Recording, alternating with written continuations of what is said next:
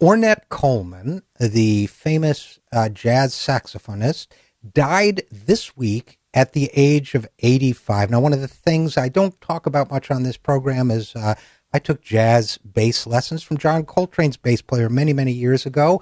I won't say that I had either the discipline or the gift for that masterful art form, and he was very upset with me at the time because I was singing during the weekend in country and western bars, and he thought that was, I think he would have thought prostitution was a better way to spend my time, but he was very wonderful man. He was very nice about it. We got past it, but Ornette Coleman was very much part of the scene in those days and in the decades which followed. He was lionized upon his death as a great innovator and philosopher of jazz. Now, a lot of people couldn't relate to his music, and I understand that. It was tough to relate to. It was not the kind of thing that necessarily moved a person emotionally, and it certainly wasn't sentimental. If you want sentimental sax playing, there's always Kenny G. But he was a genius in his own way, and like so many jazz greats of his time, like Thelonious Monk, like Coltrane, like so many of the others,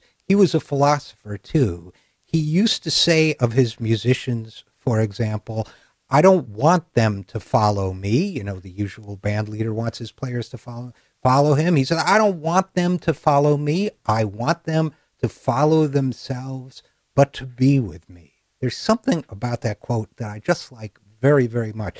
Now, he also said, Ornette Coleman, he said, I don't try to please when I play. I try to cure. I don't try to please when I play. I try to cure. Now, interestingly enough, the only other quote I could think of that was similar to that came from Frank Zappa, who said once on a television interview back in the 1960s, he was asked what kind of musicians he and his bandmates were in the Mothers of Invention. He said, we're not musicians, we are electronic social workers. So Frank Zappa and Ornette Coleman had some things in common, which couldn't surprise you. Now, Ornette Coleman also said, the good thing about music is that there's a lot of room to make your own mistakes if you can find out what a mistake is. Now, that's got a lot of Zen wisdom to it. I've been pondering that one for years. He also said, by the way, in another interview, and I quote Ornette Coleman, the saxophonist, I wasn't so interested in being paid. I wanted to be heard.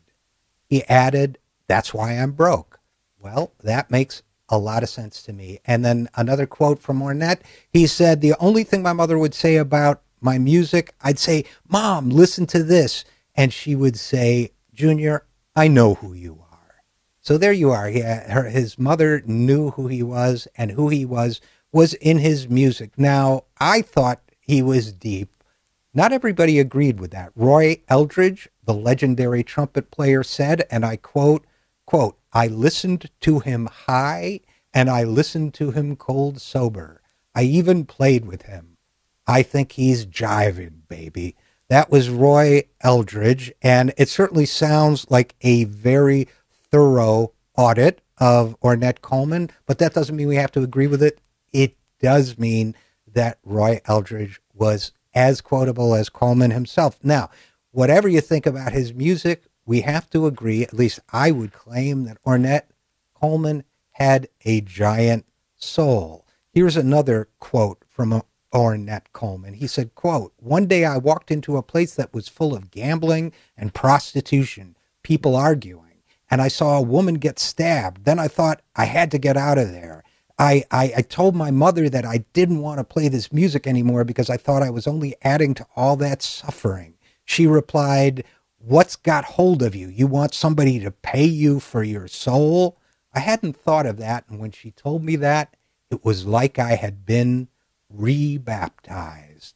So that is the soul of Ornette Coleman, and you got to love somebody who says that. Of course, the great jazz innovator of the time on the saxophone was John Coltrane, and once one of John Coltrane's musicians said when Coltrane started singing and making noises, the man just ran out of horn. Well, this week, Ornette Coleman ran out of horn, and we're out of horn too. That's our show for this weekend. I'm Richard RJ Eskow, and this is The Zero Hour.